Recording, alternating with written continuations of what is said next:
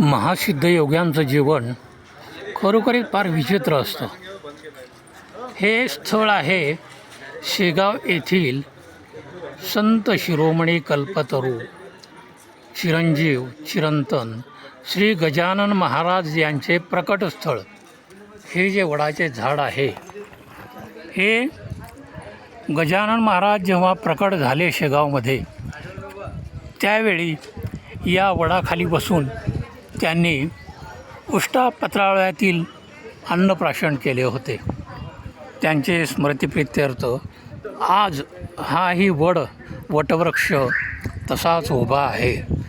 गजानन बाबा चैतन्य शक्तीने आजही शेगावी निरंतर वास्तव्य करतात. हे अनेक भक्तांना अनुभव येतात, दिव्य अनुभूती येते. मीही संत गजानन महाराज यांची गणगण गणात बोते या मंत्राचं 2 कोटी जप केला होता. मी स्वप्नामध्ये गजानन महाराज आले त्यावेळेला त्यांच्यापाशी रडत होतो. मी म्हणत होतो, बाबा हे जगातील दुःख मला बघवत नाही, यापेक्षा मृत्यू बरा वाटतो.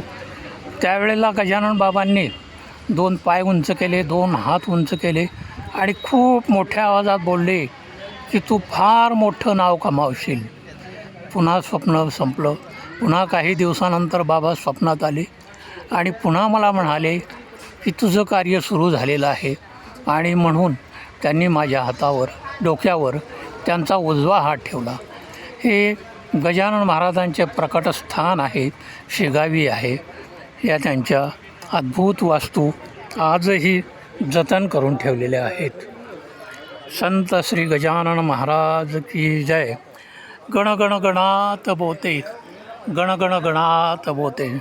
आज आपणा सर्वांना या दिव्य वटवृक्षाचे व निराकार रूपी गजानन महाराजांचे साक्षात दर्शन घडत आहे. गण गण गणात बोते. जय गजानन माऊली, जय गजानन.